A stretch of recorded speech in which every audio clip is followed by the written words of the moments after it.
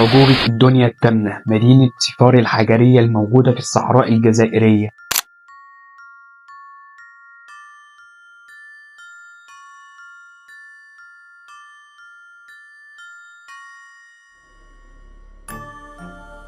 مدينة واحدة بس مساحتها قد مساحة دولة الأردن، وتاريخها يرجع ل30 ألف سنة قبل الميلاد.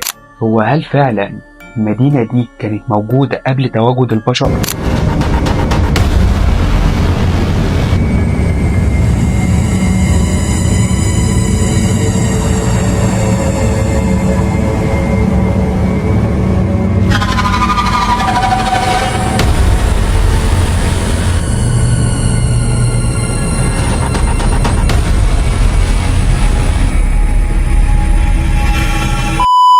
اخواتي وحبايب قلبي، انا احمد شكري بقدم قصص رعب هنا معاكم على جميع منصات السوشيال ميديا. ولو انت بتشوفني من على اليوتيوب ادخل خد لك لفه في القناه، صدقني الفيديوهات هتعجبك قوي.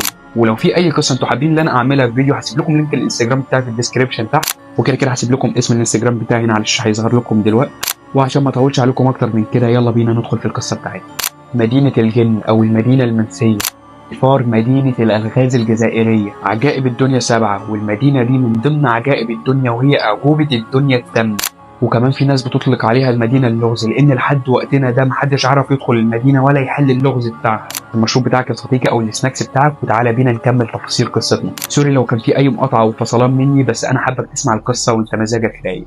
المدينة موجودة في التصين الناجر في جنوب الجزائر، فيها أكتر من 15,000 لوحة جدارية بتوضح قصة المدينة دي من يوم ما وجدت لحد يومنا هذا، ويرجع تاريخها لأكتر من 30,000 سنة قبل الميلاد. بمعنى أصح هي أقدم حضارة عرفها التاريخ.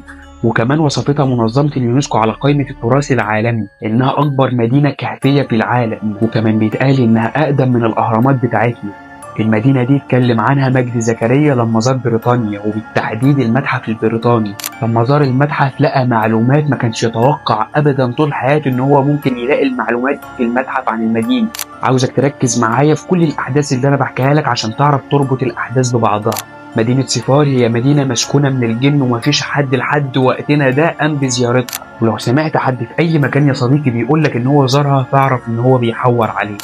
وكل الرسومات والصور اللي انتم بتشوفوها على السوشيال ميديا هي عبارة عن وصف من وحي الخيال عشان تفهموا قصة المدينة. والقناة الوحيدة اللي قامت بتصوير المدينة هي قناة فرانس 2، وصورتها بطيارة الدرون من فوق ومش كاملة كمان.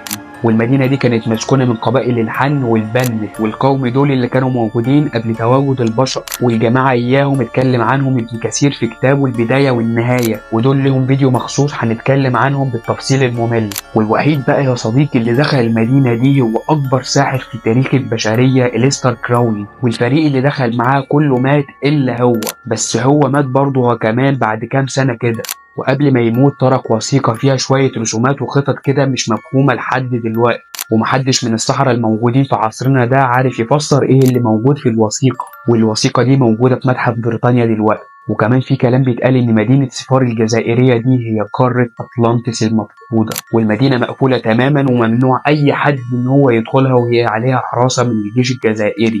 وحتى كمان يا صديقي لو كان مسموح لأي حد ان هو يدخلها فمحدش هيغامر ويخاطر بحياته ويدخلها.